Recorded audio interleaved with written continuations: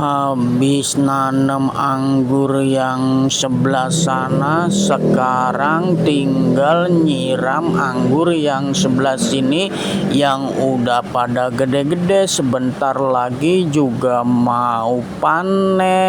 Siram terus biar buahnya lebat, biar pada gede-gede lalu panennya banyak. Alhamdulillah, akhirnya saya dapat panen segini banyaknya. Mau saya bagi-bagi.